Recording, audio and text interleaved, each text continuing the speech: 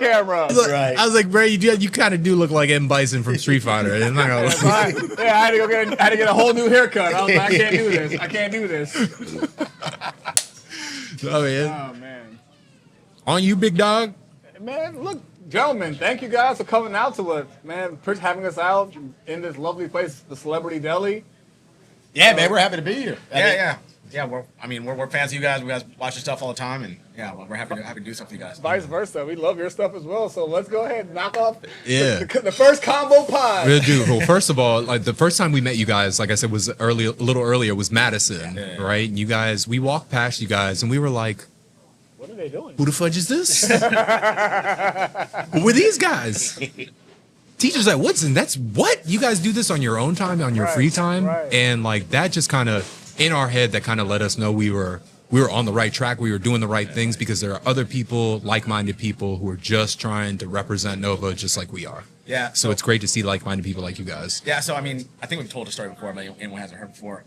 When I moved out here in 2020, we were getting ready for the season, the COVID season, and I was like, actually, I had coach at the time, Jared Van Acker, and I was like, hey, when's the local media guy going to come and do the write-up? He was like, doesn't exist. Yeah. And I was like, you're kidding me.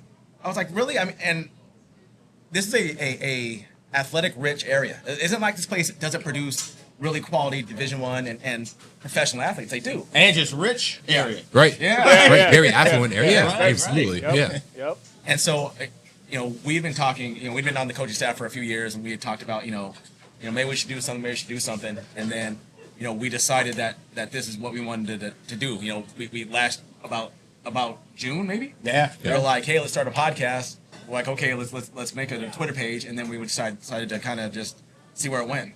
So when was the first time you guys actually sat down and like did one of your podcasts? Was it during the COVID season or was it? Oh no! I mean, I felt like we had a podcast in our office every day. Okay. We got breaks, just talking. After work, talking, and all of a sudden, like you said, VA asked that question about when the local media guy is. He's like, there isn't one. And I'm like, why is it now? And I shouldn't say there has been. We're all local Nova guys, right? Right. Except Mr. Cali, but now you're Nova. We've adopted you. But I mean, we got to give credit to the guys that were around, right? In the last 10, 15 years. I mean, you had Rebel Run? Rebel Run was around like 10 years ago, Right. and so there used to be, and then the game day thing wasn't that long ago. So there was some stuff. It kind of went away. Yeah. And that's what VA was referring to. There's nothing now. Yeah. And we kind of looked around and we said, well, these conversations we're having every day in the office, let's take this, maybe edit it a little bit, right? You know how it is, but edit it, and then let's take it public and just go. Yeah. So you're from Cali. Yeah. Okay. Are you from NorCal or SoCal? So I was born in Salinas, which is North California. Okay. I grew up in Long Beach. Okay. Southern California. Yeah. Okay. Yeah. So football is big down there. Yeah. Yeah, so I can imagine seeing that type of culture, and I mean, because they go hard in the paint for youth, for high school, and for the JUCOs around there, right? Yeah. And then obviously for the local universities. Yeah. So it's really interesting. Local media's local print's kind of just gone away. It just and it's not coming back. And so there was a drop off in local coverage, and then all of a sudden this one group kind of came in, 562 Sports. They were like, well, let's just start doing it. Let's just start covering it. And they kind of started slow build, and now all of a sudden, they kind of have a corner on the market share over there, right? Which is really interesting. And you're talking about LA too. You're talking about the second biggest city in the country, and they still have a problem though with covering local high school sports just because of the decline of print media, right? I mean, I'm old. I'm 50. So I remember being in high school, and everybody would run to the newsstand on Saturdays, get the stuff open, read the stuff, the local previews, and those still went away. And then all of a sudden, a couple of reporters who were writing, who lost their jobs doing newspapers, decided they're going to start that. So that's what ended up happening. That's pretty cool. So taking a little bit of like the understanding of the Cali culture, and then coming over here, and then the obvious need and perception of like, why isn't that over here? I'm from here. Like, football's big over here. I'm bred and born in this stuff. Yeah. You guys kind of combine your powers, and when did you guys finally like actually the like Omega Powers. the Omega Powers, right? Yeah. We're gonna do this and walk out. Right? So when did you guys actually like first go live, like on air? So it was we started talking. I mean, it happened quick. Quick. I mean, there was another coach, an area coach, who was talking with us. He wasn't going to coach, and he was like, maybe I'll do it with you. It's going to be 3 of us at first, and he was actually going to do a lot of the setup. And at the last second, he was like, no, I'm coaching. And we were like, well, it's just us. Well, I don't want to back out now. Let's just do it. So we just did it. We got the thing up. We got the mics. We got everything. The computer's ready to go. We said, let's just go. Let's just talk. And then Hayfield stuff started happening. Yeah. Okay. And then I said, this would be a good time. Let's just start talking. Yeah. And it was about a week before the season started. It was about last week of July, probably. And we just got into it, and that was it. That was it. We just broke down every conference and had a little fun doing it. Making some laughs and some jokes. Yeah. And we got a good, a lot of good feedback from it. And we said, let's just keep doing it. Yeah. Yeah. And now you're here. Yeah. That's great, Look man. at that. That's great. Are you do you guys plan on like expanding, or like we were talking about it earlier, man? I think a Nova game day would be fire. Right. Yeah. Right. I think it'd be amazing. We talked. It brings it back to when we met. Yeah. Right. So we met at Madison. Right. That was our conversation. We said, let's do a game day for a week before that, because it was the first round of the playoffs, and it was West Springfield Braddock. And I said, let's do something fun. Let's do the old Madden turkey leg. Now we're going to do it AllHitches style. So we went out to KFC and we got chicken leg. That's pretty good. And we were at the game, and I called my buddy's got a son on the team, and I said, hey, go to the KFC over there, Taco Bell KFC in Burke. I said, bring me back a bucket. So he runs over there, and he comes with his bucket, and he's like, here you go. So I had the bucket, and we said, all right, we got a bunch of chicken here. We'll get the MVPs. We'll do like 4 MVPs, and we'll give them the chicken, Madden style. So we did that. That blew up when we did that. Yeah, I like that chicken idea. Right? Yeah, or like a baller belt would be awesome too. Right. Like Yeah. we get like a wrestling belt, and then put like baller belt, Northern Virginia, whatever. And then any game that we visit, man, we could just Put a strap them up. I don't know if I want to give it to them because those things can get expensive. Yeah, they can. Right. But we can definitely have pictures with them and for stuff sure, like that. Yeah. Well, shout out. We got some stuff in the works, so it'll be announced later. But I'll say this: we got a legit smoked turkey leg coming That's Okay. fire. from a local catering company coming this season for this game. So we definitely got to go to their games Yeah. because I want some turkey legs. Right. So look, hook us up, then hook the kids up. Yeah.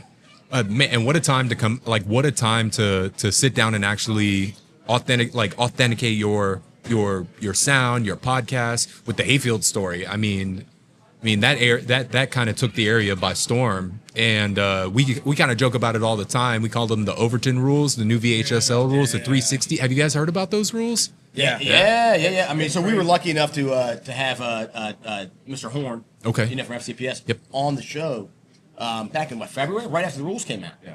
And he came on and he kind of broke them down on our show, and I thought a lot of that was kind of a coach show, right? Some shows are fan shows, some are kid shows. That was definitely a coach show, and I think a lot of coaches heard those 2 episodes. I think it was 3 episodes. Yeah, it was 3 episodes. Wow. Yeah, we talked to him for probably about 2 hours. Okay. Yeah, it was a long time, and then we ended up talking to him in like 45 minutes Afterwards. Yeah. just to kind of break everything down. A little behind the scenes stuff. Yeah. Yeah. But it was nice to have him come on and kind of explain where they were coming from. And like you said, it seems like it's the Overton rules. In reality, it's actually them trying to enforce the rules that were already in place on the books, right? I mean, you don't want it to get out of control. So California, it has been out of control for a while. Yeah. So coaching out there, every offseason, if you're not modern day Bosco, Mission Viejo, something like that, you have to be like, are these kids going? Right. Who's talking to them? Because you don't know what kid is going to disappear from your program overnight. I mean, between the privates and between the really big time public schools, you don't know who's going to disappear. Yeah. And so I think they're trying to at least kind of get a hold of, just kind of stop the amount of kids who are kind of jump from school to school to school to school. Yeah. Because you'll have kids be 4 schools in 4 years, which is wild to me. But yeah, so I think that's what they're trying to do right now. Hopefully they can get a hold of it, just because I'd like high school sports to be kind of high school sports. And I get it. I heard somebody on the radio a couple years ago say that, with the rising cost of college, parents are freaking out because they can't afford it. So what's the next best thing to do is get my kid an athletic scholarship, right? So they're trying to find the best thing, and I get it, but I think that, it's kind of beating up high school sports and kind of purity of it. So I'm hoping they can kind of get a hold of it. And again, I understand why people do it, but I just think that at the end of the day, a lot of these kids should be just kind of playing for their, where they're at. Well, and going back to those rules for a second, and I think Tom Horn did a good job kind of breaking it down. And he said, really, it's just like we're going to start enforcing it. You know, things have gotten kind of loosey. They did add some stuff in there. You know, they kind of made it a little more, fine tuned a little bit. But for the most part, it's like, all right, guys, things have gotten out of hand. Now we got to kind of, everyone started, it's like in your fantasy league or something, right? Yeah. People started doing some illegal trades Illegal trades here and there. right before the playoffs. Right. Splitting pots. All of a sudden, the commissioner who's been asleep, sounds like, all right, no, guys, bring it back. Right. So I think, now they're going to start just kind of enforcing that stuff. Now, like anything else, when the pendulum swings, too much the other way. Right. Sure. I'm sure there have been some things. I've heard other sports, not football so much, but basketball and some other sports have complained about. That stuff's lost on me because I'm not obviously rat in basketball. Yeah. But there are some things that some of those coaches don't like that they've put in. But I think for the most part, it's common sense stuff. Yeah. I mean, I can see both sides. Yeah. Right. I could see myself raising a son into being a pretty high profile athlete, but also wanting to play for a coach that I know is prestigious in the area, is pretty much a pipeline to a university.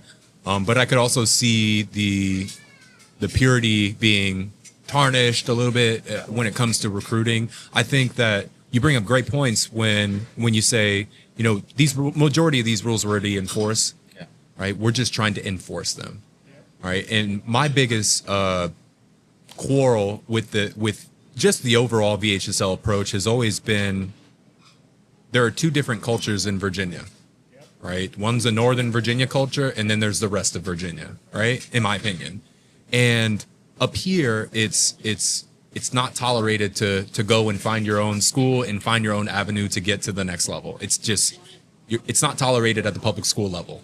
But we know for a fact that in the Richmond and the Beach area, where a lot of the athletes come from, it's common knowledge that if you're a high profile athlete throughout middle school, that we want you to go to the competing schools in the area because we don't know those are pipelines, to the next level. And we're very proud of our area. We would rather see you succeed. Not saying that Northern Virginia doesn't want their kids to succeed. I just think that the culture is a little bit more, it's a scarcity mentality rather than abundance mentality. In this area, like you said in the beginning, it has a lot of affluence. We have the ability to drive and train really, really great athletes.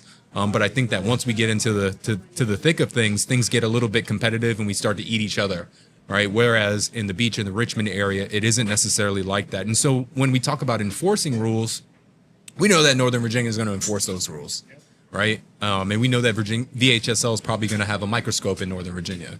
But when it comes to the Beach and the Richmond area, I don't necessarily see them changing their culture. And it's kind of like a gentleman's agreement where it's like, nah, man. Like, these kids are going to go to Amari. These kids are going to go to Highland Springs. These kids are going to go to Oscar Smith, and they're going to go to the we already said Bari, but there's another one. There's another couple. They're going to go to Verina. They're going to go to Phoebus. We're going to go to those schools because we know those schools pump out high profile athletes. And so my major concern is, like, are we going to eat each other alive to the point where now things become stiff and there is no wiggle room, whereas down there it doesn't change and then we just get demolished every single year? Like, that's my major concern. And my thing to that, right, is with this whole Hayfield issue, now Fairfax issue, are you just going to basically crush VHSL in Northern Virginia and push everybody to privates? Yeah. Right? Because that's kind of like, do I want to put my kid in a public school knowing that X, Y, and Z keeps happening every year? Or I can just send him to LSA, or I can send him to St. Francis, or I can send him to St. James, or WCAC team. Yeah, that's just it. So what's the response to what you were saying? What do parents so now in Northern Virginia? Here comes the academy. Right. That's the era of the academy. Exactly. That's the response to what you were just saying. They've opened the door for it by. And now they kind of open the door, and then so we're headed in a trajectory whether we like it or not.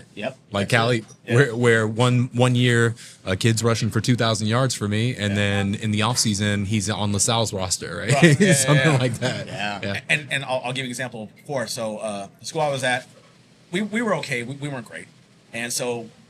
Over there, you can set your schedule. How we set our schedules was we would call the other coaches and be like, "Hey, do you want to play?" There wasn't, because I know out here the DSAs. No, you still got a 2-year thing, but the DSAs kind of figure out your schedule, where the head coaches are completely, you're in charge of your schedule is your schedule, however you want to set it. Right. And so Nice. we were getting ready to go up to Adelanto, which is in the desert on the way to Vegas. And so we're looking for teams that we know we can be competitive. And when we saw them, we were like, oh, we can play with them. And so, but and so every about June or July, you start looking through social media, and all of a sudden I see University of Arizona commit. I see another kid who's a Cal commit. I'm like, oh my God. And we looked up, sure enough, they got a new head coach, and they brought in an influx of players. And you're like, oh no, contract is signed. We have to take an hour and a half drive up there to get your ass whooped. Can we take those guys off the schedule? Yeah, yeah.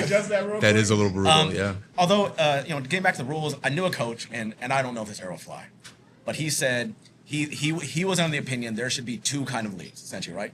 There should be a do what you want, however you want to do it. Kids can move, kids can bounce, do what you want, or traditional, and your school makes that determination. Sure. And I think it made sense. I don't know if it's feasible, but I do think that could be a thing. If your school wants to be, like you said, wants to pump out high-profile athletes, wants to have recruiting, then okay. Yeah. You guys will be part of that. So you guys can do whatever you want, however you want to do it. So example, the Trinity League in California, right? St. John Bosco, Mater Dei, Santa Margarita, Olu, right? They're on that league. They all know what each other do. It's like a super conference. Right. They don't tell each other. They don't do anything. As a matter of fact, it got so bad.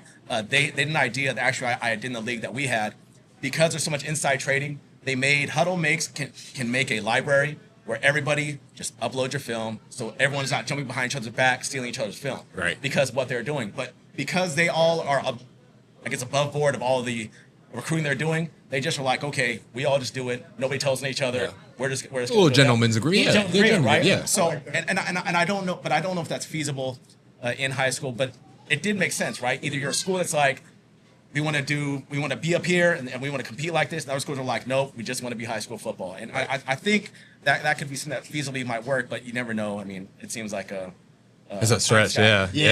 In the Publix with so much, and we live in such a litigious, day and age. That would take a lot, yeah. That would take a lot. Would it be nice is if they put like an all-star team together, or maybe and then that team coached under like a slew of coaches from the area. Maybe they competed in the super conference, against the St. James's of the world. But I think that's what you're getting, though. You're getting the St. James. So again, I'll go back to the Catholic schools out in California, right? St. Francis in Maryland. That's kind of what you're getting, right? Mm-hmm. You're getting these hubs of like kids are like, okay, I want to go there, and you'll get kids who will go there for a year, right? But they know that Power 5 schools are gonna come to their practices, right? Yep. So they'll get seen immediately. Yeah. They'll get a little bit of shine. They get there, they can get what they need, and then move on to the next level, because that's what they're going to do. And good for those kids. If they can find a place like St. James, like LSA, if they can find a place like St. Francis, I think that's great for those kids. That's also like your WCAC schools, like a Good Counsel, a DeMatha, a Gonzaga.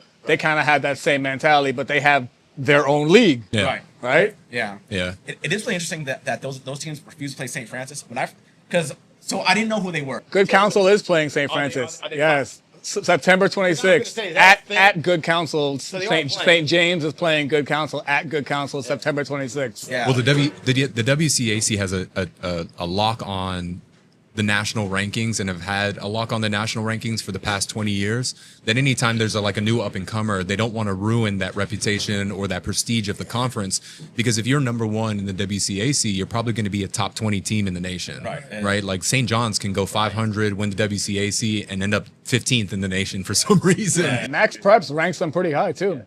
Yeah, so they don't want to put the title. It's like the non-title match. Exactly. Right? Exactly. Not put the title. We'll bring it back to wrestling. Exactly. It's like, I'm a UFC guy, and they do the BMF belt, right? It's like, what is that? What is the BMF belt? That's nothing, Yes. So, but man, I think a lot of great points made when it comes to the rules and how they're enforced, some of the hypotheticals. I think one of the biggest things, and I think it was Osborne Park. Did you guys hear about what happened at the coach at Osborne Park?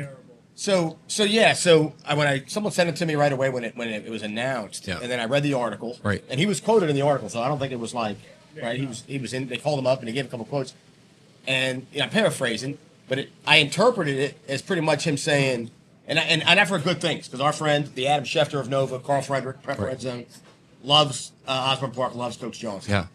And he was the one who told me right away. He's like, I can't believe this happened. But Right. in the interview, it sounded like he was pretty much like, man, it didn't used to be this way. Rules have kind of ruined the game now. I'm out. Yes. That's kind of how I read it. Yeah. Well, so I live in Bristol, so I'm tied very close to like Manassas City, Manassas Park, all the Prince William. And what I'm hearing what I heard was he had some 8th graders in the weight room, and they pretty much gave him an ultimatum. Like, you either got to step down or these kids can't come here. Like, one of the two. Because the 8th graders... But who weren't scheduled to come to that school, No, they were right? scheduled to come to that school. That's what I'm hearing in the community. Okay. Don't they allow 8th graders to go up is he in Manassas? Because I know in In Loudon you can play. Prince William too. Prince William 8th graders can play up. Well, you can Oh, work. I didn't you know can that. work out, but they were working out anyway. They were just working out They in the weren't wearing gym. gear or Yeah, anything. yeah, they weren't. And he wasn't even at that particular. That's right. It did say assistant coaches who were running practices at the time. He wasn't even there. Okay. Yeah, so it's like a. What I thought I had read from some of the people texting, I was getting blown up. Sometimes I feel like Adam Schefter.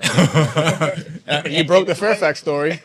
Well, the way I interpreted it was that, and I've heard this happen a lot. Anyways, I remember we were getting calls last year from some Prince William schools. Prince William coaches who were saying, "Hey, at this school or at that school," it was a year ago, not now. Yeah. That there's some guys from X school in Prince William that are all working out right now in the off season, doing their green days at the school they plan on being at in the fall. Right. Right. So I heard that was happening, and so when I read this, I just interpreted it as that because I heard it was happening so often last year anyway.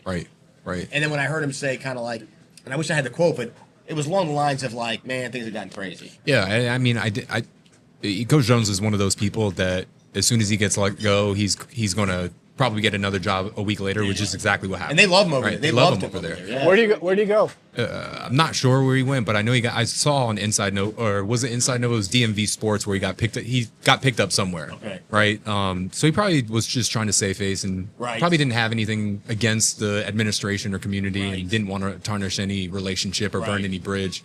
Plus, one of those things, with that being that fresh, I would imagine he was probably trying to take the politically a correct approach in case there was an appeal or something like that. Like, you don't want to burn your bridge. Right. Is he a teacher too? I'm not sure. Okay. I'm not sure. Because and just in general, we talk about coaches. Yeah. That's a big part of it all, right? It really you gotta is. say the right thing. Yeah. You got to. I mean, at the end of the day, you have a government job. Right. Right. You can't go off and just be angry and just. Or you can't be Mike Ditka or Bill Parcells in the press conference just wing out. Right. And so I guess the point I was trying to bring up is those type of rules I feel like can have a drastic impact on a program, especially a guy like Coach Jones who's heavily involved in the youth, who's heavily involved in his high school programs, who's heavily involved in the community in general. Like, it's not just at OP, right? I think you kind of put a fork in the road with that program, who has a lot of potential. Manassas City and Manassas Park have a lot of great athletes. I mean, there's a ton of kids who've come out of Stonewall. And have balled out and have records at Virginia Tech, right? Brent's a big Virginia Tech fan. And so I fear for those areas with those programs who are kind of on the cusp and need that program changing head coach and then end up losing him for something perceivably nefarious, but really he was trying to do the right thing, right? Yeah. Trying to get my freshmen ready. Had my assistant coaches have them come in and teach them how to lift like OP football players should lift. And we got slammed for it, and those are some of the rules where I feel VHSL kind of oversteps, right? Because I remember going to Centerville. I went to Centerville High School, like big powerhouse program, and nobody would ever say anything about having the Liberty kids come over, having the Rocky Run kids come over, having some of the Stone kids. They bust us from Stone to Centerville, right? To Centerville to lift. And this is where it was in the Centerville heyday. So, well, in the article, he does talk about that there was an admin change. He mentioned something about there being an admin change. And he said rules had changed. So it also sounded like the rules that were set for him, and I think it's a lot of jobs, right? Yeah. Your boss may have one set of rules, another someone's boss may have another set of rules, and so it sounds like no gray allowed. Right. Yeah. But it sounds like when the transition was made, he was like, I was operating the set rules that I had before. I didn't realize that the set rules that you guys have now is something different. That makes sense too. And the other thing is and again, without knowing some of these rules, having them in front of us, you hate to say it. I mean, I'll make the equation to jaywalking, right? I mean, you're gonna throw me in jail for jaywalking. Yeah. Like even if there was some kind of minor infraction, sometimes common sense is if those were their future students, my understanding, even when we went over the rules, like that wouldn't be a thing. Right. So that's insane to me. It's not like you were cherry picking another school's kids. These are your kids coming in. So they're in your pyramid, right? They're in your pyramid. They're coming to your school. That shouldn't be Shouldn't be an issue. But again, I think that also stems from the difference between Northern Virginia and the rest of the state. Everybody else has 8th grade football. Everybody else has middle school football. Correct. Where you kind of get that through. And so I think that kind of hamstrings everybody, right? Yeah. Here, we were at Woodson, you guys are at Centerville. In the past, if they're outside the county, that head coach is running that 8th grade program, so he already has his hands on them to begin with, right? Yep. And I think especially, so going back to like getting programs competitive, you need your varsity coaches to be able to talk to the kids. I'm not saying talk to 8th graders who are not going, but kids who are going to your school, you should be allowed to go and coach them, because it's not like you're recruiting several kids. You're talking to kids who are going to be on your campus in 9 months from that. Exactly. Point, right? Exactly. Well, I mean, in this area, it's an affluent area. Yeah. Parents can move into districts they want to. Yes. Right. That's the thing about this area. So if I'm a coach in this area and I'm very passionate about kids and I'm very passionate about coaching them and I'm winning, I'm getting them to the next level, it's a no-brainer to me. I'm going to be in the youth organization. I'm going to be the obvious choice for these parents to funnel their kids in here. We may live in Oakton's district, but I really like Coach Counts. I really like what he does for the community. Maybe we'll move over, on the other side of 50 or 29. Move all your stuff. You gotta get all your stuff out of the place, though. Right? All the stuff. Yeah. Right? You gotta get the couch out. You can't even leave a bean. Right. Or vice versa. I might like Slay, right? And then I'll say, let's move from this Madison area, and I want to go play over there at Oakton. So, what were the biggest things that stood out to you guys when you had those conversations? You said it was what was the gentleman's name? Tom Horn, the head of FCPS Athletics. Yeah, Mr. Horn. So, what was if you could bullet point 3 things that were like, oh, okay, I didn't know that. Like, what would they be? I thought the first one, and this is nothing news breaking now. I mean, it was back in February, but looking at it, he said that they're going to do checks, right? And you have to, and if you, I guess the one we got a lot of questions about was people who own a house. Right now, you will use your scenario. Right, you are living in Oakton, and you want to go to Madison, so you got to sell your house. You have to sell it. Right. Even if you really do move out, and we're not even lying now. I can't even rent it out. That's the thing. You have to sell it. So we got a lot of people who are like, so you can't invest anymore in a property. So that's a little. I mean, where does so my biggest question is like, what part of the Virginia state government allows for VHSL, which is a non-state government official, to determine whether or not I can or can't. Well, we looked at each other right away and we said, well, that's going to get challenged by somebody. Right? Someone's got more money than me. My industry is house flipping, and I buy houses in this district, but I live in the Centerville district, but I got a house in Oakton, I got a house in Langley, I got a house in Herndon. And the other one that my wife, who doesn't know about anything about, regarding this. She knows about everything, but now when it comes to football, she doesn't know anything about this. But she heard some of these conversations, and she's a realtor, right? And she was like, well, how about if someone, puts their house in a trust, And now, let's be honest, right? Who's putting their house in a trust, right? There's a certain bracket. And if that home is in a trust and it's not public name, well, now you can go ahead and do whatever you want. Yeah, exactly. Because you got to lie, though. You will lie when they ask you, do you own? You're going to say no when you go to that new school. Mm-hmm. But a lot of people don't mind just saying no and just signing whatever. Now, they are lying, but people will do that. Yeah. Right? Yeah. And now you keep your old house. We did it. Right? I did it at Centerville. I'm just saying. It happens. It's wild. It's wild. You guys are... I watched that episode, and I'm glad that you're asking these questions to break it down, because I watched that episode, but I didn't process it. Now I'm just thinking about the whole housing thing, and that's just the first bullet point. We haven't even got to any more yet. Yeah. So the residential definition is very gray, and it sounds like are they still working out some of the kinks? Or? No, I think that's set in stone. Yeah, I don't even know if that was gray. It was like, you better not own a place.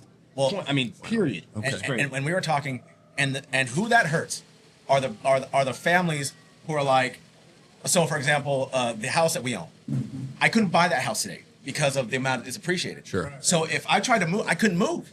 So if I was trying to move right, out of it, I'm stuck where I'm at. Right, like maybe I could rent it out and then get another place. Exactly, but that's illegal. But couldn't do it, right? So there are families, right, who are kind of stuck, who like their house, but are like, I can't afford to sell, go over here now because I can't afford over here. I can afford a house here, so now those kids are kind of stuck. Whereas you have kids in a little higher tax bracket, who that's not an issue, right? Yeah, it's not an issue that they can move on a dime. They can put in a trust. They can figure out a way how to maneuver it, as opposed to both my wife and our teachers, right? We're working class. We have the house that we have, but if we had a kid who were trying to move around for certain reasons, the loophole. Yeah. Renters. Well, that's what I was going to say. So I did. So there is the flip side of that. Yeah. And the people who rent, they do have a little bit of an advantage too now. They do. They do, because I can move out of my lease and go to another place. Wherever you want. Yeah. Right? Now, is there a certain amount of time I have to be in that house before I can? Is there a 365 rule that Horn said? No. Okay. As long as you can show that's your place. that you have vacated your residence and that you have a new residence. All right. You can move. So. And VHSL is going to send people out to. Because I volunteered to do that job. I said I would love to do that job. I said because we're going to send someone over there to do this, and then if you see a piece of furniture, you're like, well, they didn't vacate all the way. And I said, Tom, can I do that? He was like, no, you can't. But so someone's going to be doing that. Okay. Someone has to do that. I'm pretty sure if we talked to DO, he would be able to tell us he got some license plate numbers because I think people were doing that for him. They were looking in. They were stalking his kids. What's wild about that though is so they're making these rules, right? Dio and Hayfield, they passed all that stuff. Yeah. They did the checks. I know. And people still I was about to bring that up. People still weren't happy with it, right? Yeah. I mean, which is wild, right? Yeah. Right? So I'm going to open the can. I'm going to go in it. But then you have a coach who's screaming, I'm not playing you in playoffs while he's turning around paying an athlete. It's like, bro, you're doing worse things than what he's cleared for doing. You did open it up there. You did open it. Now, I'm going to say this, and I'm going to speak. You're trying to speak, we always say call balls and strike. Call balls and strike. Yeah. You guys are very neutral, and I appreciate that. Actually, you'd be surprised how many people do not think that we're really. Yeah. I'm so biased. We were in the parking lot. We're the villains, right? We're them. So on either side. So there are two sides of the Hayfield thing. Both sides we got accused of being on the other person's side. Right. We get nasty messages. We get all kinds of stuff, and I'm like, what did we say? Like we try to stay right down the middle, but you'd be surprised. They're like, as soon as you say one thing about either side. Because so the two sides of Hayfield side, we got hate from both sides. Both sides accusing us of politics. That's the fun of being a podcaster, right? Because you're never going to appease everybody. I can talk all the shit I want. We say everything we want, like. Because the one thing we did say about that, because we kind of, I felt like we kind of broke that story, and people slept on it, but we did kind of break it. We listened to it. Well, we broke it knowing that there was going to be something happening. We didn't know exactly what, and then the news broke. Yeah, Chad Ricardo jumped in, and Fairfax Times went ham. Right. The second one. The second one. Fairfax. Oh, that's right. Yeah. So you're right. Fox. No, you broke Fairfax. That something was happening. We had heard buzz. Right, but you were the first person to talk about it, and then you waited. Right. Your whole thing was like, I'm not going to release. I got this information. I wanted to release. Well, we had heard that something was happening. And we even actually reached out to Fairfax, and I said, we heard that something was happening. And they were like, no, we don't know. And I was like, I don't know either. And then all of a sudden, the news broke a real story. Somebody with details. Yeah. Right. Yeah. But I'll say this, though, going back to it. I know they're doing an investigation, which we said this, a couple things. One, I think Fairfax, learned a lot, right? Because right away, they said, look, we don't know the coaches knew, right? We don't know. We know some of the story that's out, right?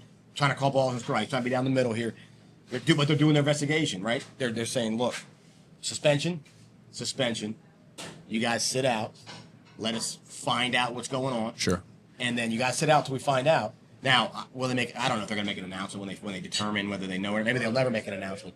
Right. But at least they kind of put the kibosh on it, as opposed to a year ago. Let's drag it out. Where they dragged it out. Yep. And I think that hurts. So I will give Fairfax County credit, which no one wants to give Fairfax County credit. And we're talking about the sides of it all. Yeah. Both sides of the Hayfield situation wanted to be mad at Fairfax County, right? And I feel like Fairfax County did do a good job this time as far as saying, hey, look, let's just wait. And they got and it's an external investigation. They're not investigating themselves. Sure. They hired someone else to look into Fairfax. and say, hey, let us know what you find out. So I do want to say that, we'll find out. We'll find out if coaches knew or whatever. But we do know the story right now that something happened. Yep. And we'll find out if they knew or not. I like giving Fairfax the credit because I mean, VHSL already put the stamp of approval on before the season even started. Right. So that's dead in the water. Right. Then when Fairfax heard the fluff, they went ahead and did their own investigation. Right. That should be dead in the water again. Right. Then we thought we got past it until some text messages were released after a playoff game, just kind of blowing the entire thing up. So I think without that and the optics of it all, I think Fairfax and Hayfield both did the right thing. And I think Coach Overton did the right thing too, and just kind of being like, all right, man, you know what? You guys got it. Good luck to everybody. I'll still watch the state game, and now he's in a position where it's kind of like, you guys thought I did it illegally. Now I'm just going to do it with some funds behind. Right. And it's fully legal. Yeah. So They could have dragged out. it could have dragged out. It really could. Really could have. And it would have gotten ugly. Yeah. So is the kid playing from Fairfax? Is he still playing, or are they suspending him as well? In that story? Yeah. As far as what I read, they didn't name a kid. They didn't name the kid. I wonder if he's still playing. Rumor has it he wasn't even a starter on the team. And that's what pissed off the parent and why the story broke. Because he came in from another high school and he was promised to be a starter. And then when they got him, they were like, you're not good, bro. Yeah. And it's like whoever did their homework didn't do their homework on the kid. They paid all X amount of dollars. We know what the story is. And then they brought him in. They're like, this kid's not. He's not him, right? As the kids say. Did Fairfax need to do that? Because they've been putting out some athletes in the past couple of years, haven't they? I mean, they put out linebackers, they put out defensive linemen. The question is, how long has this been going on? Well, how long has the coach been there? I'm not saying that he's been doing it the whole time. I'm just saying, like, is this a new thing for them? Yeah. We saw them at the team camp, and they look good. Yeah. They look really good. That's what I'm saying. They don't need to do that. Like, Fairfax is a solid. No, I'm just saying Fairfax is solid. FCYP is solid. Like, they have a good youth program that funnels in there. They get half of BRYC. Like, you don't need to do that. You have a community that's involved and funnels athletes to you. And I think to kind of bring it back to what we're talking about, just high school football in general. Like, and for what? Yeah. For what? Yeah. You don't get a bonus. Right. Right. You're not, if you win a state championship. Yeah. Like, what are you doing if it's true and they did all this stuff? What are you? If, right? Allegedly. If. It's all alleged, right? Yeah, alleged. But if you did this, really, even if you won a state title, in which they have not. Right. I mean, what do you get out of this? I mean, if it's true they did it, it's all for ego. Yeah. That's all. That's all. It's very much hubris. Absolutely. Absolutely. An athlete in that process because your ego's taking over when your job as a coach, we all know, is to make sure that we're getting the kids in the right place. Yeah. And my wife, again, it's always interesting getting I don't know about all you guys, but as far as like, the people at home, if they're into football or not, but it's always interesting hearing her perspective on stuff because she's not into high school sports at all. Yeah. And outsider looking in. Right. And so I always get that. And she's like, for what? Yeah. She's like, you guys don't live in it's not NCAA football. It's not the NFL where you get a raise. Right. Like, again, for what? Yeah. You don't get, your job is actually tied to it. So it's actually the opposite. Right. Things go awry, you're done. Yeah. And you're not working in the county and most likely in the state. Yeah. Now you've ruined your career and a lot more, on the backs of you as an individual outside of the game of football, where football, the things that you do in football impacts your life, even more. And I say this as coaches, and because I've thought about it from every scenario. Sure. Let me just look, and I'll just be honest with it. There's a scenario where, and you mentioned Fairfax, where the head coach might not know. Let's just go down that road for a second, right? Where he doesn't know. And maybe some guy who used to be on staff is doing stuff like this. That could be happening. The unfortunate part, though, for a head coach, if that's your program. That's it. Right? I mean, it sucks. That's just how it is. With the ship. Right. That's it. And it's unfortunate. And that very well could be the situation here. Right. And if it is, it's terrible because now you're implicated in the whole thing because you had some guys going rogue and doing crazy stuff. You should have known what was going on inside of your program. Right. So, yeah. And the other thing, because we try to keep it all about the kids. When we started the podcast, we want to talk about high school athletes. High school kids, 100%. yeah. And so, just like the Hayfield kids, you have a set of kids at Fairfax who are just there to play football. And now all of a sudden they've got to deal with all this stuff, right? They're labeled as cheaters. Yep. Their program, their high school is tainted. The whole time, And you have a set of kids, set of 15, 16, 17-year-old kids who are like, dude, I just want to come out and play football. Right. I want to play football. I want to win some games. I want to play with my buddies. And now I have to deal with The BS. the BS, the media, everywhere I go. And again, old. In the time of social media, I'm sure those kids are getting hammered on social media. Yeah. For something they had nothing to do with. Same thing with the Hayfield kids last year, right? You have a set of kids who had nothing to do with nothing. And then every day, look at their DMs, you're a bunch of cheaters, you got thug, your coach is this. Right. And it's not just kids. Yeah. It's adults who are in their DMs. Adults are the worst. Might be more adults than kids. Probably, yeah. No, seriously. That's what drives me wild in the age we live in. There's a lot of adults who treat this like these kids are professional athletes. Yes. And they are not. Right.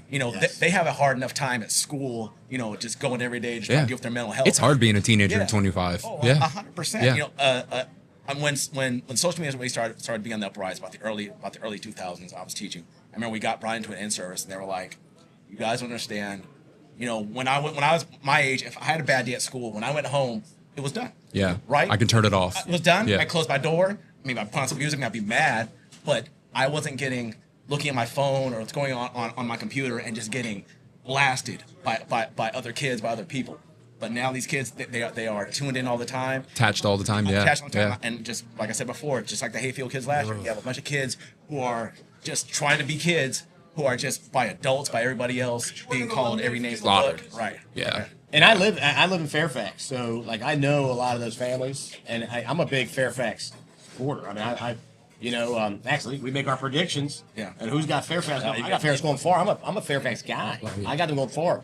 So it's a bummer to see people kind of hammering those kids and saying stuff and talking smack the same way it was a year ago, right?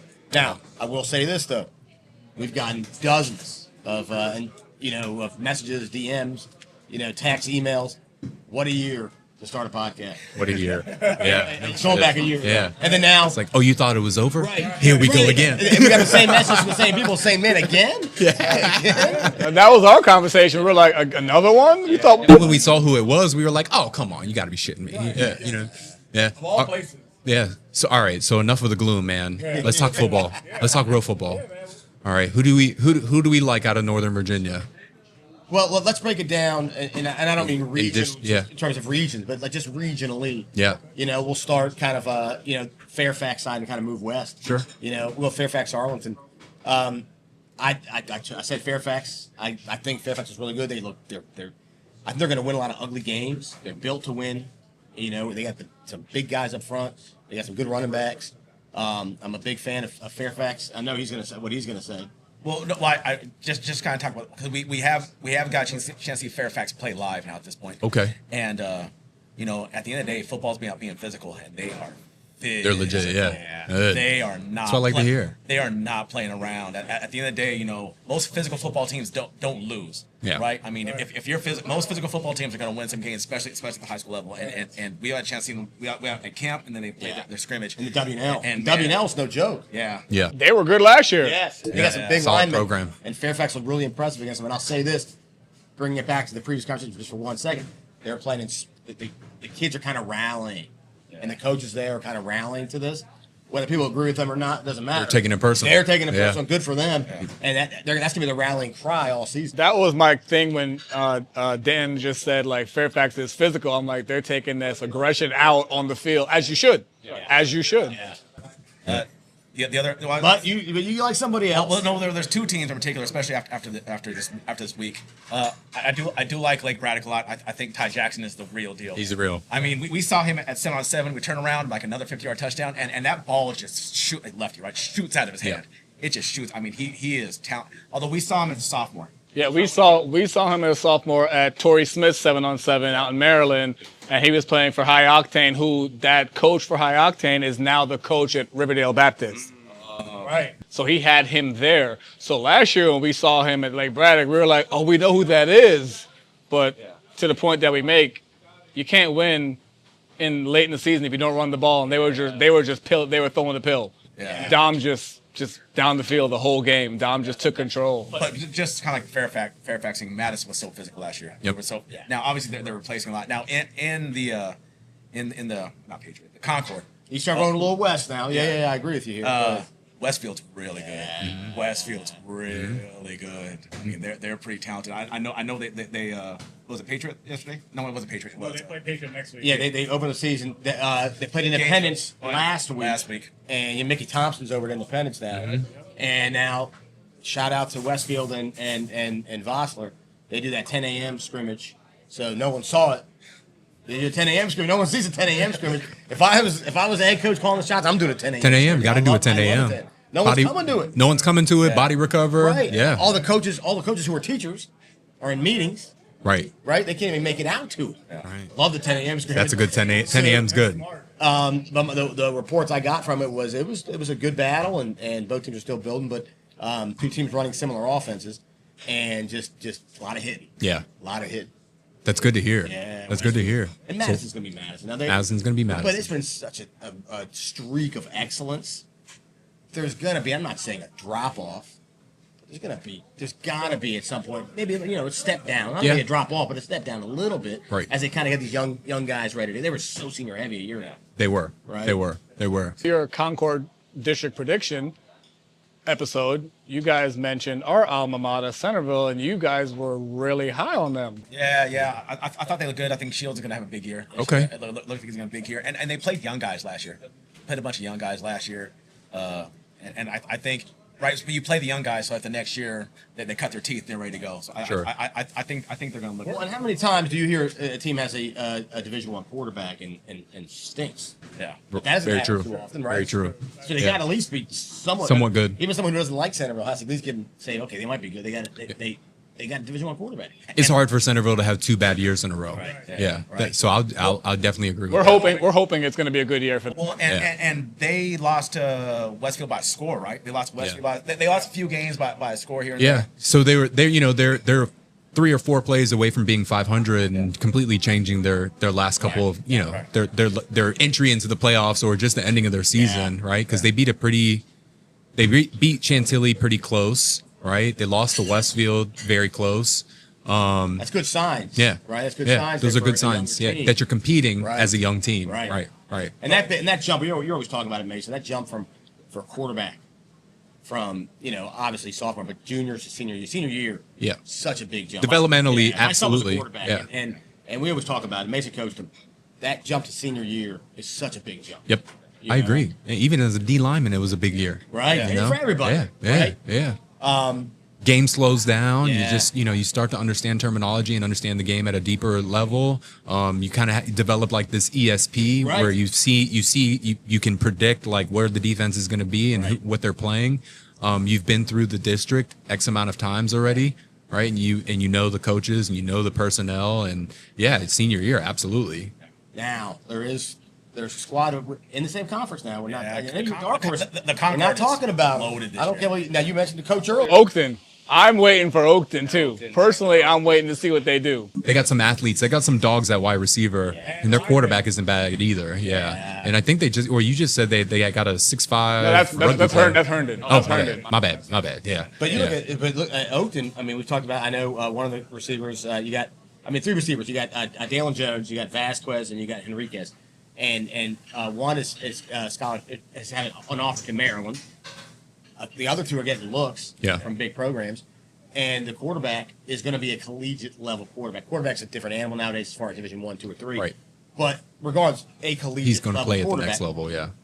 Good luck, guys. Good luck on that. Now, playoffs, gets cold outside, it's a whole different story. Right. Yeah. We didn't mention running back in that. And they could have a great running back. We just don't know yet. Yeah. We don't know enough yet. Yeah. But they better find that running back because if it starts getting cold out. When we were handing out that KFC, Yeah. it was cold shaking a little outside. It was bit. cold outside. Kids were eating the chicken like, oh, no, thanks. Yeah. No, I 100% agree. And like Brent said a little earlier, I love when kids in the area can sling the rock. But we all know you're not athlete for athlete. You're probably not going to run and shoot going down to the beach or Richmond, right? Right. And so and traditionally, if you look at the state championship winners from Northern Virginia, they've been able to go down to the beach. They've been able to go to the state championship game and slow the game down, play really good defense, and control the Ball control. right. And very few of those teams have been able to go down just out athlete. Like I think like going back in our day, Keith Payne did it to Percy Harvin. I mean, then you had one Westfield team that had Evan Royster, Eddie Royal, and Sean Glennon. You guys did it to Deep Creek. You had a even with Coach Haddock, he had a slew of Centerville teams that out athleted everybody. Daryl Overton, obviously, right? South County, I think, went and was able to wax an Oscar Smith team in the state championship game. And then obviously Westfield, when they went on their three-peat or tried to go on their three-peat, like they had phenomenal athletes on that team. Yeah. But that's such a rarity, in my opinion, coming out of Northern Virginia, that you have to have a running game. And I think that's what Lake Braddock ran into last year. They tried to come out 5 wide on a 20-degree day. And, you know, it hurts. Those balls hurt. You know what I mean? Yeah. And I think Braddock in general, Braddock's the best example for that, because there's some of those teams they threw out in the 2010s. Yep. With I think I've told you this, Mason. One of the best quarterbacks I've ever seen live in high school was Michael Niebert from Braddock. Okay. I mean, he was a stud. Yeah. And they had that great Poitras passing attack, but they didn't have the solid running game to go with those teams. Those teams eventually kind of didn't fizzled out. Right, they couldn't make it to the States. So I think that's going to be a thing. Now, Westfield, we talked about them earlier. They got a quarterback named Ryan Carlson. Mm-hmm. Yep. Good quarterback. Good. So they're going to be able to kind of like Madison a year ago, right? With Yates. Right. When they needed to throw, they throw it. Carlson can throw.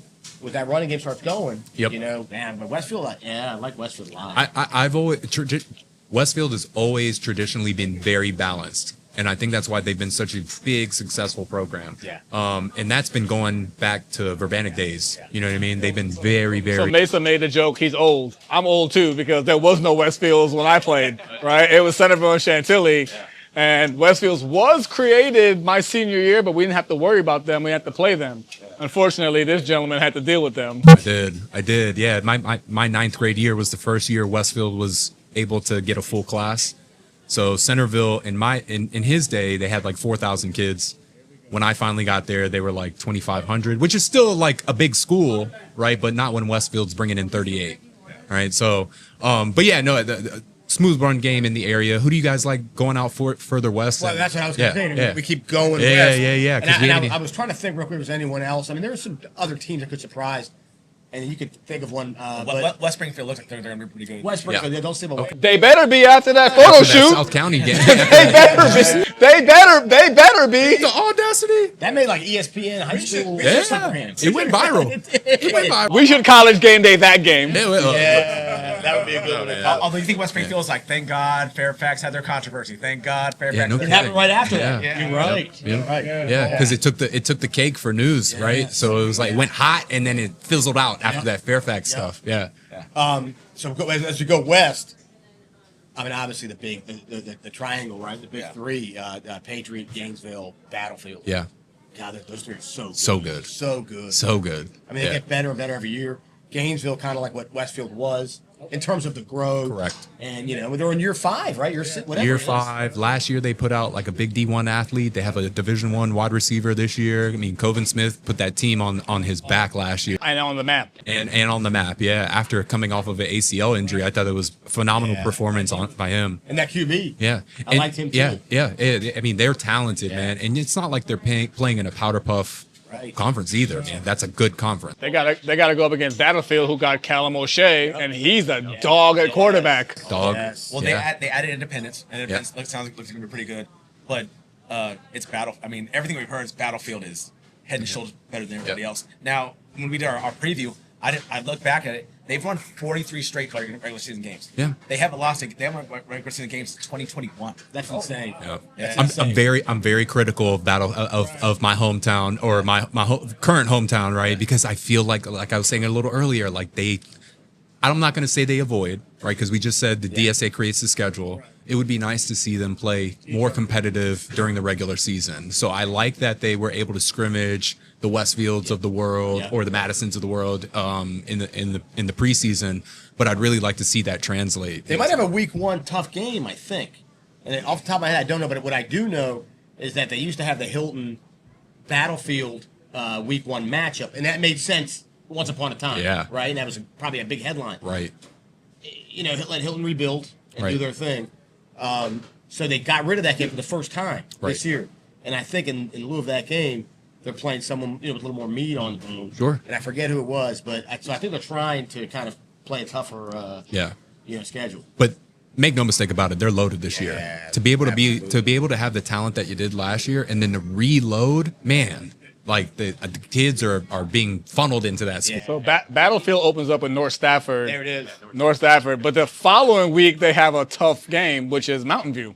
Yeah. Mountain View is going to be pretty good. It's interesting talking about non-district schedules. I can't remember what coach I talked to about this. I'm really surprised that the powerhouses here don't go down to the beach and play a non-district game. Yeah. Like I can't remember what coach I was talking to, and I've talked to you about this. You want to see them before. Yes. You want to see their speed and everything else before, so that way the second time around you're like, oh, okay. Yep. Your kids are like, all right, I know how fast that kid actually is, because I mean, we all played. Watching a guy in film and watching a guy in front of you are two different things. Yeah.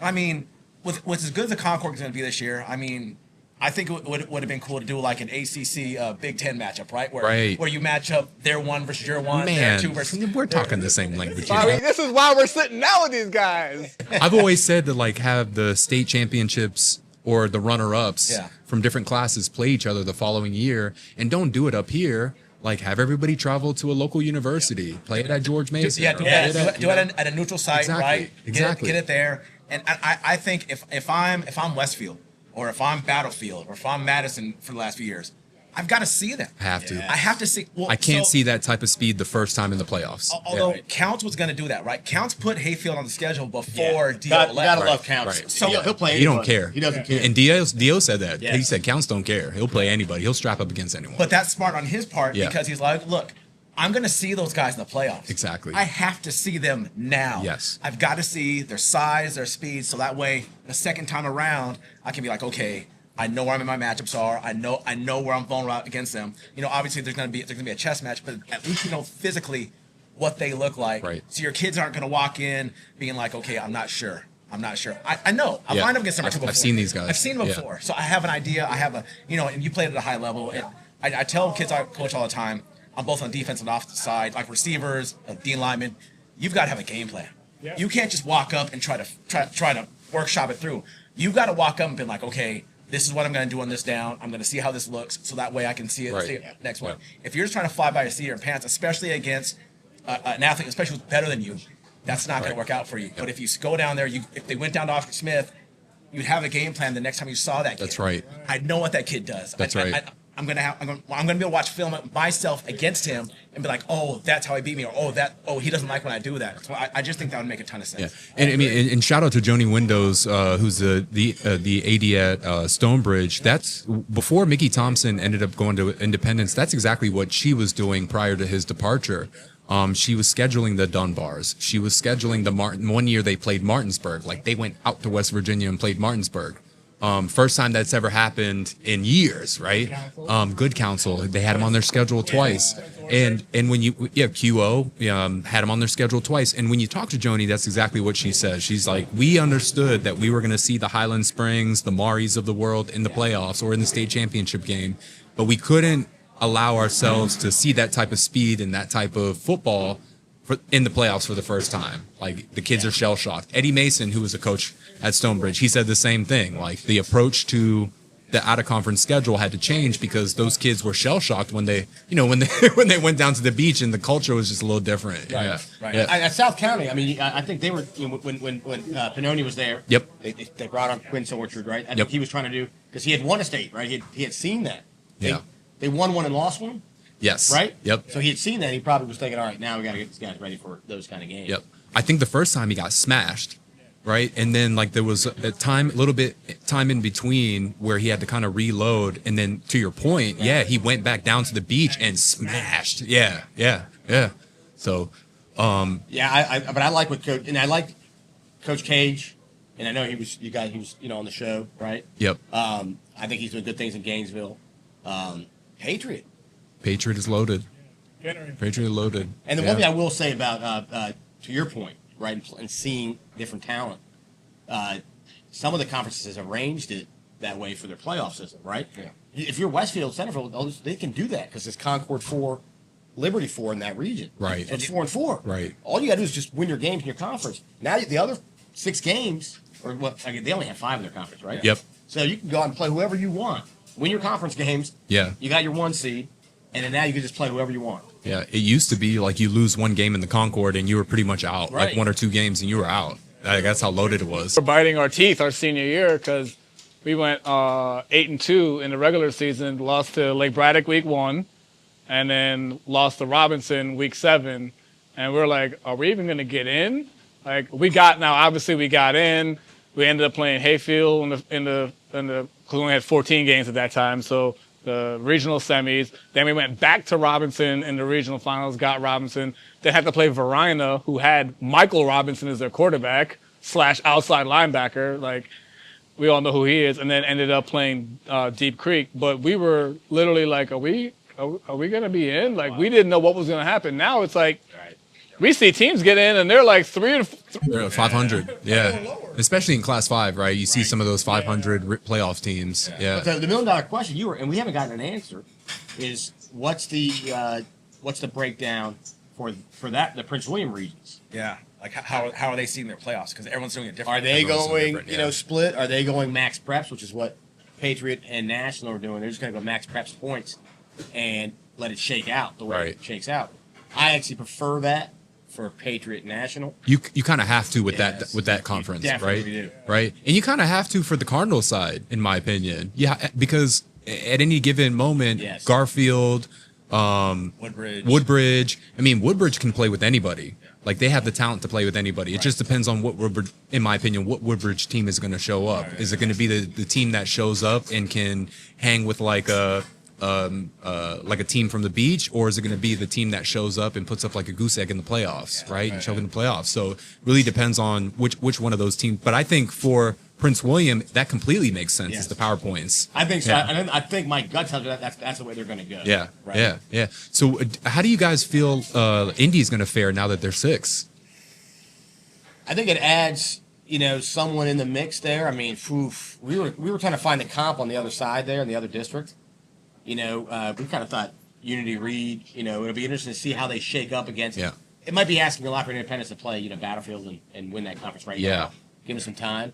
But, are they going to be that second tier? Right. Or are they going to be that third tier? Right. I think it's a big jump, man. I think the type of athletes that they're going to see is completely different than the Loudoun County athletes. I mean, you got some heavies out when you get to Class 6. That's something that you guys talk about a lot on your podcast, is the different, like the lineman difference. I mean, we have a cameraman, Mike. We were with him with Stonebridge for about 3 years. We finally broke apart from Stonebridge and went to a Class 6, and he was like, "This is Class 6? These linemen are huge." I'm like, "Yeah, boy, welcome to Class 6. This is real football." Now you go down to the beach, it's a little different, right? The class, Everybody's big. Everyone's big, and all the athletes are in 4 and 5. Right. Yeah. So who do you guys like from a little bit further west, like the Loudoun area? Yeah, it's funny. We were looking at that, and I want to see what Stonebridge, can do this year after a year of the new coach. Try to reach out to him. Kind of hard to get a hold of anyone over there. It is what it is. Tuscarora looks really good. Tusky looks so, yeah. Dusky's 4. Yeah. Right? Tusky's 4. Yeah. That's right. Lightbridge impressed last year. Yeah, they beat Stonebridge. I mean, They did beat Stonebridge. Now that quarterback is like 6'6". Yeah, that quarterback. he is. Yep. We're actually covering. So we didn't cover Loudoun last year. Yeah. And we said, okay. So we talked about it in the offseason. We said we're getting a lot of texts and DMs from coaches out there saying, "Hey, can you cover us?" And some of the kids and parents saying. So we said, okay, we made a list. We sent out some stuff to the coaches. We got about 4 or 5 respond to us, and we said, okay, they responded to us. Then those are the 4 or 5 we're gonna. Oh, those Loudoun County parents are going to respond. Yeah. They're going to respond. They have a fervor for their football down over there, and I think really it's very do. underlooked. Yeah. I mean, obviously, Coach Carter. I think you guys should check him out at some point. Down there, John Champ. Down there at Champ, we think Champ is was one of the ones that got back. Yeah, they're right? only got back to us. They have a huge fervor for that, for their football program. Right. Yeah. Briar Woods. Briar Woods, always. DeAndre Burnett. Yep. Those are the studs. That's what I was telling. I was like, those are the studs out there anyway. Yep. You know, it's a shame Stonebridge didn't get back to us. Yeah. Stonebridge parents, make sure you make note of that one. You guys, trust me, they watch our stuff. You're going to hear that. They're going to be in your DM box. I promise. We were saying that. We said it. It's a couple. There were some, coaches that, and then people are busy, right? So we sometimes we'll say, hey, players or parents, give the coach a nudge. Maybe he forgot to respond or something, right? So, West Potomac parents, if you give coach, yeah, no kidding. let them know. Like we wrote Coach Louisville, it might have got sent in the spam or something. So, we're talking about the other stuff earlier. I want to get benefit of the doubt. Yeah. Right to everybody. And I'll say it with a smile, but I want to get benefit of the doubt to everybody. So any coaches out there that take your junk boxes, or maybe go back a little bit to like June. Yeah. Whatever that was, and then July, and then mid-July. Or maybe we'll just email blast them all together and be like, levels and all hitches at once. So, and then moving closer to 95 and going down south, I always like Colonial Forge down there.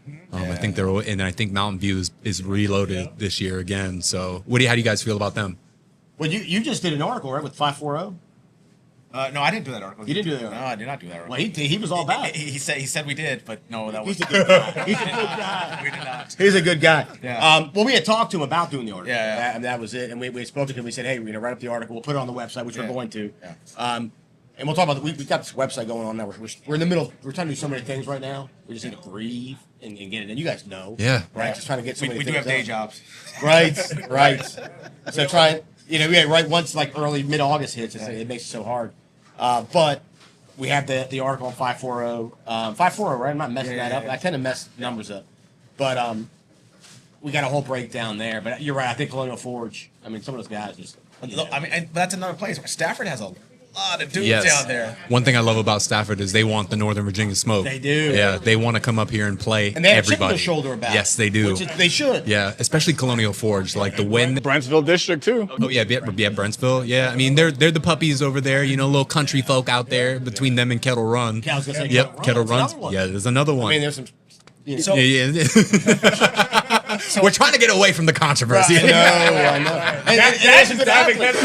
They got some good athletes out there. They do. They really It's about do. the kids. It's about the kids. They get good athletes. Yeah. All right, you guys are Northern Virginia guys. I know he has an opinion. Where does Northern Virginia stop? Where does no? I'll let you handle that one. Yeah, well, once you get past Woodbridge, it's over. It's over. That's just a personal opinion. I think if you talk to... You went to Woodson, right? Yeah. I think for a guy like him, once you get out of the AAAs, the Arlington, Alexandria, and Annandale, you probably stops there. I'm a Centerville kid. You're never going to call me country, so I'm part of Northern Virginia. So the Stafford people all the time early on were like, we are Northern Virginia, and I'd be like, Dash, Northern Virginia. He'd be like, no. They're central. Sorry, Stafford, you're central. I took some pot shots, and it was all good fun, but I was like, no way.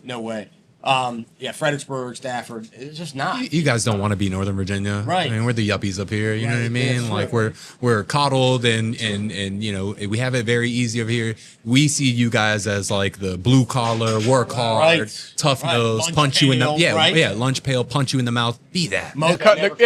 Be the country boys. It's okay. It's okay. Okay. Yeah. Well, the interesting thing about football, right, is that you're seeing population explode in the area because of affordable housing, right? Yes. You have houses, right? Because people are getting priced out of what they can afford here. I can afford a home down there, and with public transportation, be able to start bring you up here, right? You can jump on the train. They have buses, stuff like that. That's where you start to see places like Battlefield, Patriot, and then you go down 95. Stafford. Right? Yep. Like I went down there for something. Me and my wife went down there for something, and I was like, look at all these brand new homes. Yep.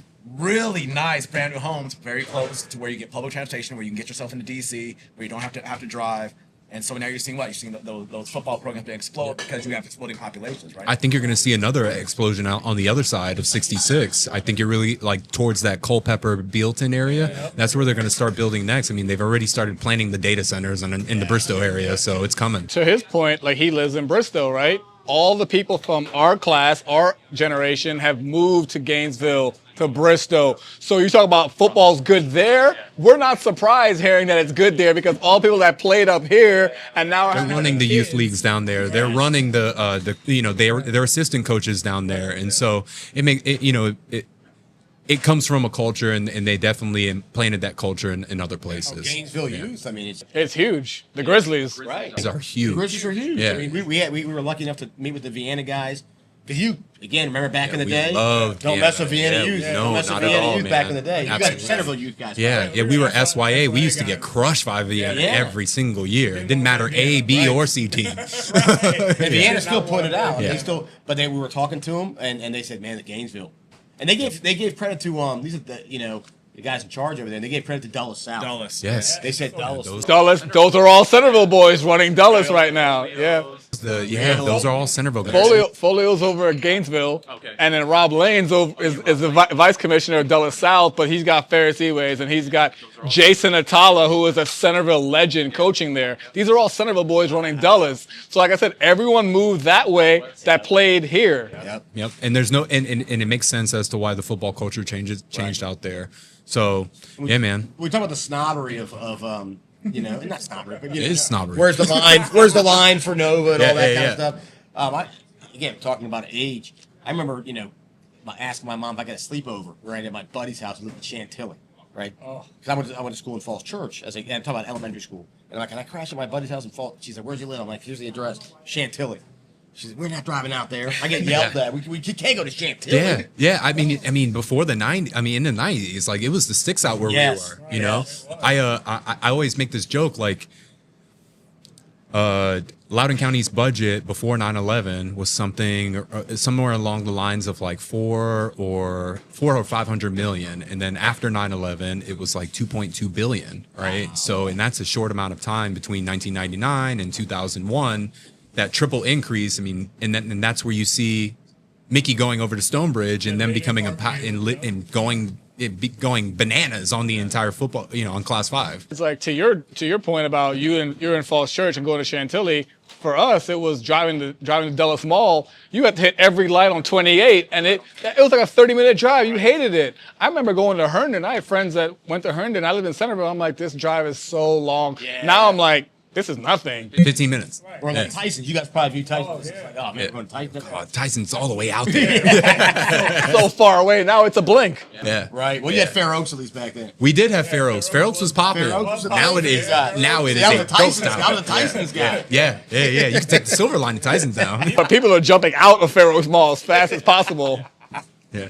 All right, fellas, I know these guys are trying to get out of here, so we can wrap this up. I would love to do this again, guys. Yeah, I would love to continue to talk about like a high school game day or a Nova game day. Yeah. Man, the collaboration and the potential. Possibly maybe for the playoffs. Maybe Yeah, we would love that, man. We would love that. For sure. We definitely need to talk about that. We got. I would want us to circle back mid-season. Yes. Season, yeah. Mid-season, because there's going to be so much parity across all these conferences and these divisions, and we can kind of make predictions for where we think who's going to shake out for playoffs. Would love that. And then if you guys are not coming to game on a Friday night, come on our Friday night show where we're doing the Red Zone. Oh, dude, we would For do sure. that. You guys definitely. I mean, I know you guys are going to be out Pop doing on. stuff, but if you ever have a lull, for whatever reason, let us know. Text us and let's get on there. Well, this year we're definitely trying to put ourselves in multiple places at once. So even if it means that we show up to a game of the week and then one of us shows up to your show. And in fact, you guys just at the halftime, you could call. Yeah, in. you know what? Yeah, man.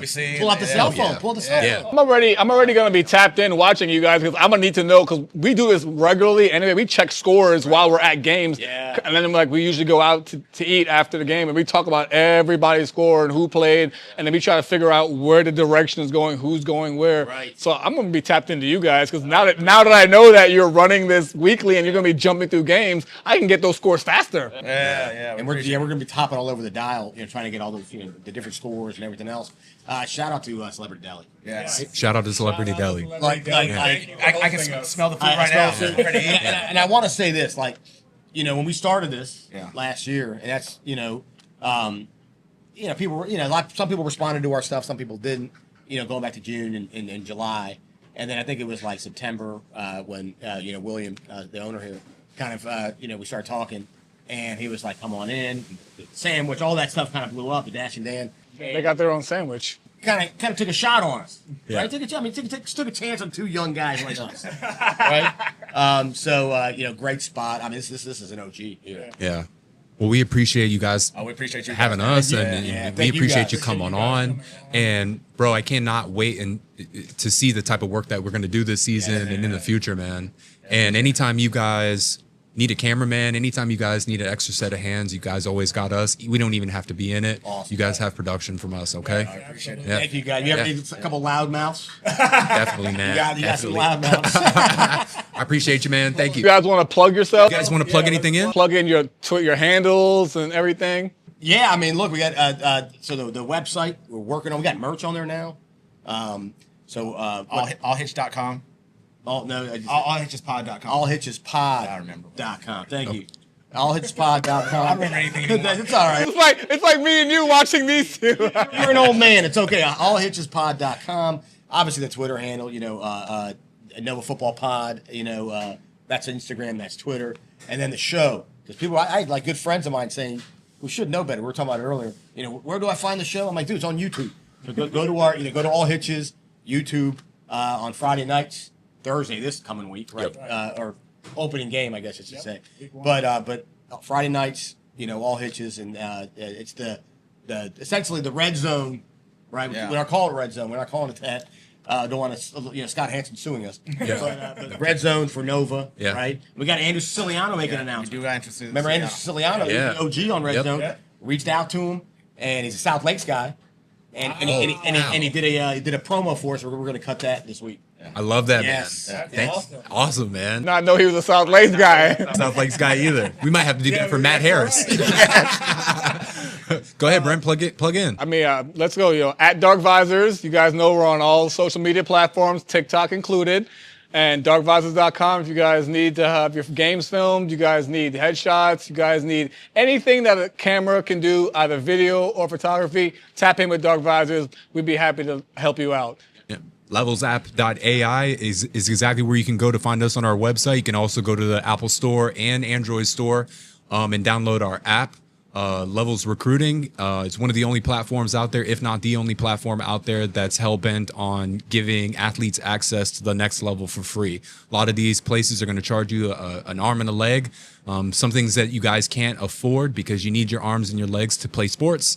And here at Levels, we're not going to do that to you. We're going to use your talents to thrust ourselves into the next level and develop relationships with these coaches and make recruiting easy for them and for you. So go on the Apple Store and download Levels Recruiting. All right, guys. We appreciate you, man. Thank you. Man, no, Yeah. And by the way, did you know that Vienna Inn sells over 10,000 hot dogs A month. which is a lot of glizzies. Thanks for tuning in. Happening, guys.